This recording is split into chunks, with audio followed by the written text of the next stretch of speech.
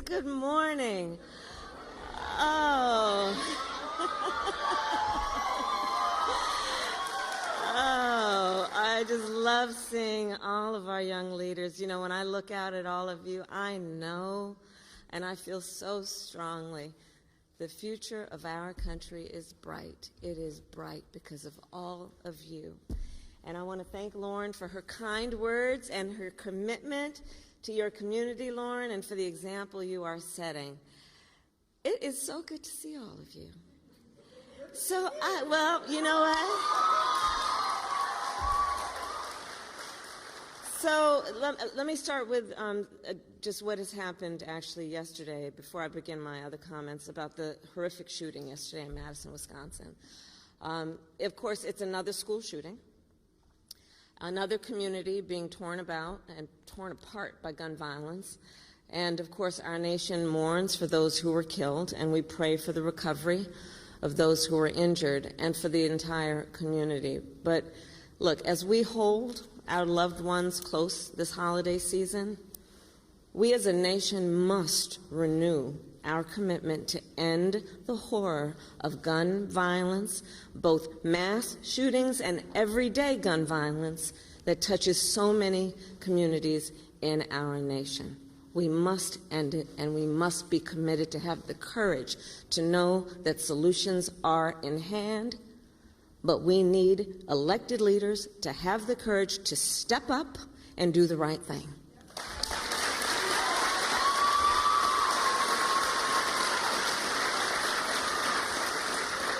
So with that, I will return to the reason we are here today. And I first want to thank all of the incredible leaders who are with us, including Governor Moore, my dear friend, your extraordinary Lieutenant Governor Miller, and someone I have worked with and known for so many years, your Senator-elect, also Brooks.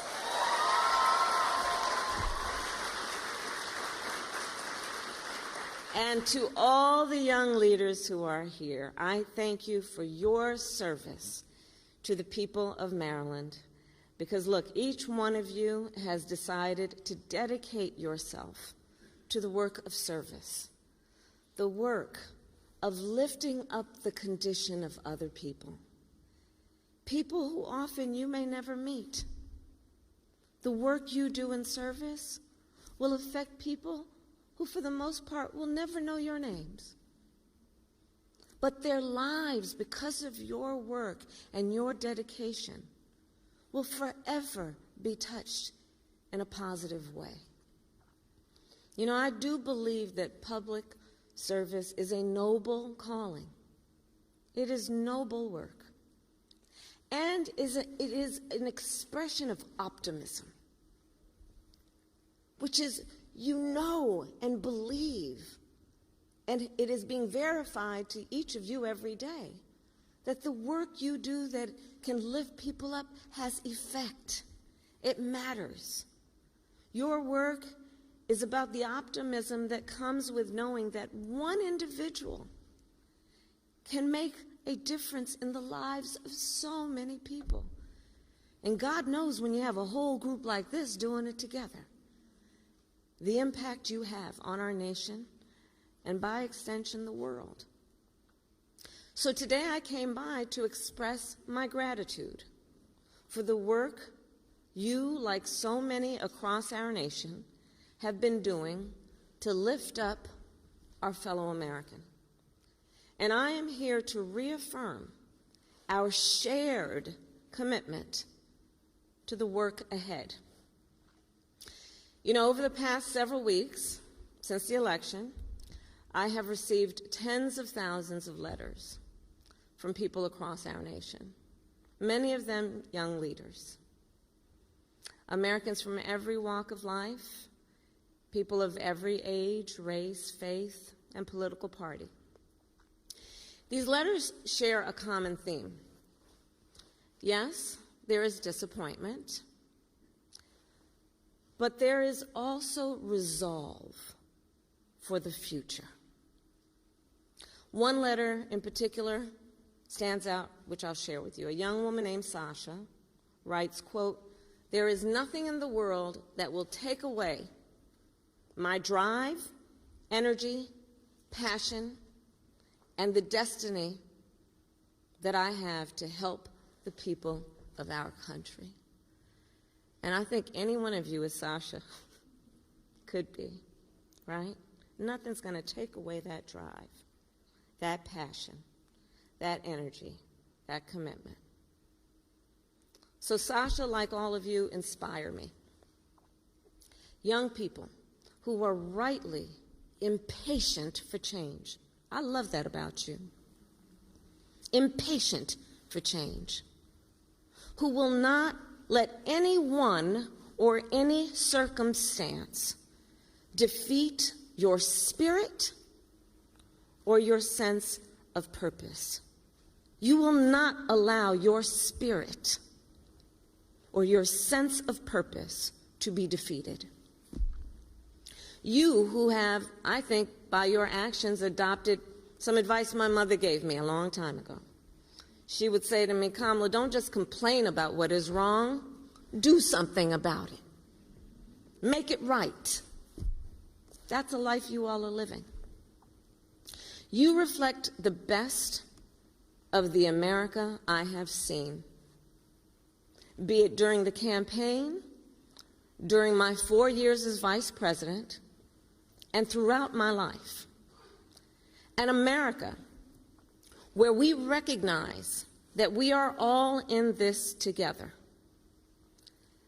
that no matter our background, we share the same dreams, aspirations, and ambitions for ourselves and our family.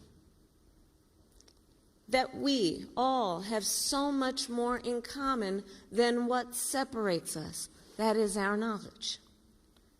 An America where we are guided by the ideals that have always defined us when we are at our best. Dignity and decency, fairness, freedom, and opportunity for all. An America where we recognize that the true measure of the strength of a leader is not based on who you beat down, it's based on who you lift up.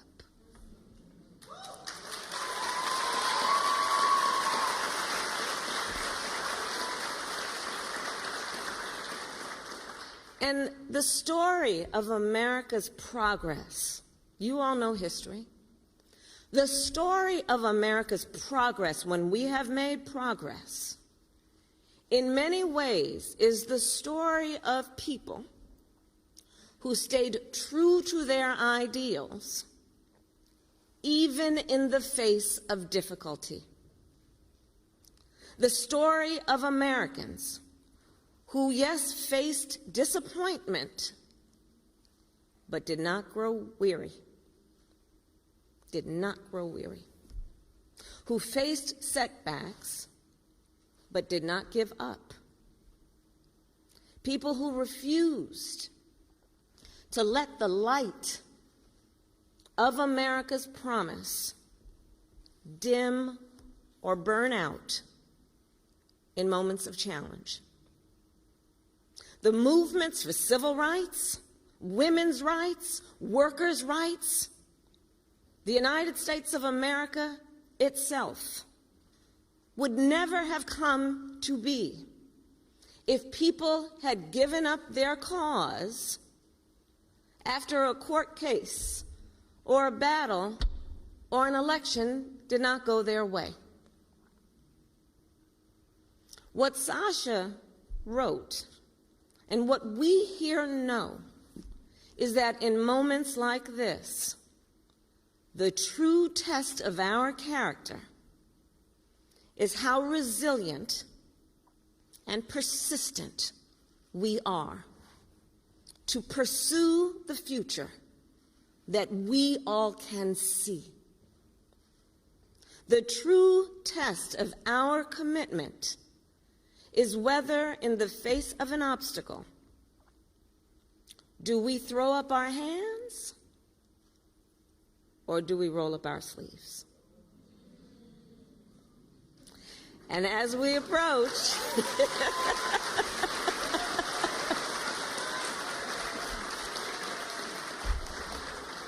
and as we then approach the end of this year, many people have come up to me telling me they feel tired, maybe even resigned.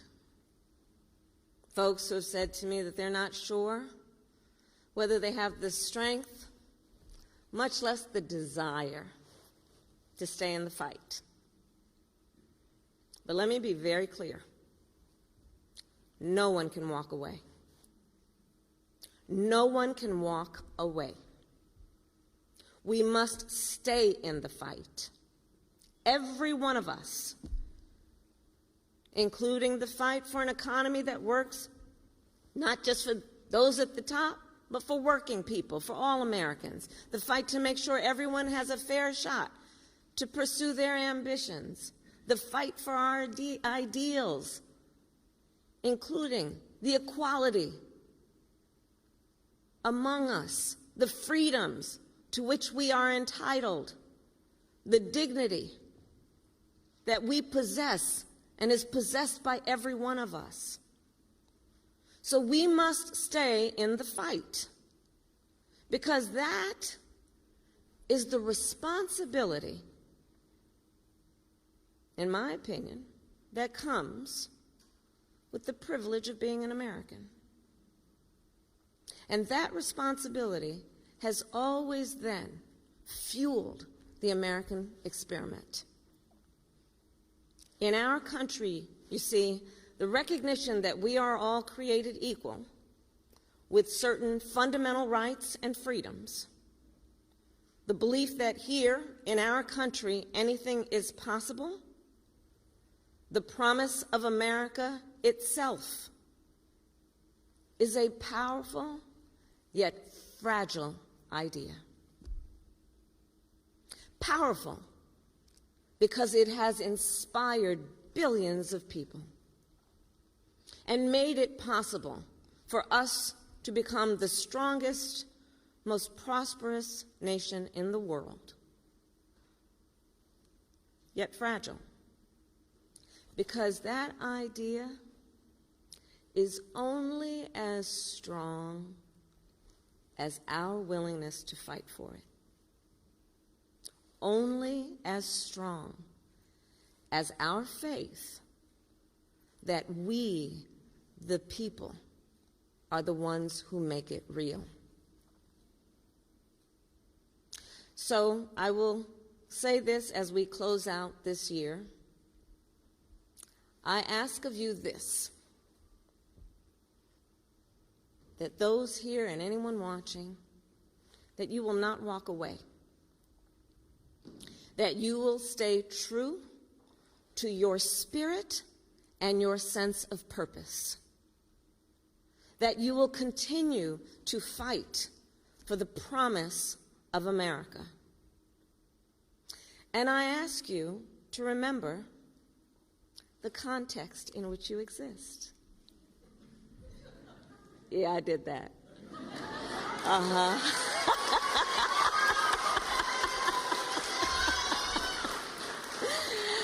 I ask you to remember that this struggle is not new. It goes back nearly 250 years to Lexington and Concord. Generation after generation, it has been driven by those who love our country, cherish its ideals, and refuse to sit passive while our ideals are under assault. And now this fight to keep the light of America's promise and to ensure it burns bright, well, this fight now, it continues with you. You are its heirs. We are its heirs. So I'll end with this. Get some rest over the holidays. Spend time with the people you love. You know, I believe family comes in many forms. There's family by blood and there's family by love. I urge you then, after you have had some rest, in fact, I challenge you to come back ready to chart our path to the future. Chin up, shoulders back, forever impatient for change, and like Sasha, ready to summon your drive, your energy, your passion to help our fellow Americans, and be ready to get back to work, fighting for opportunity and freedom, fighting for fairness and dignity, and fighting for this country we love and the future we share. God bless you, and God bless the United States of America.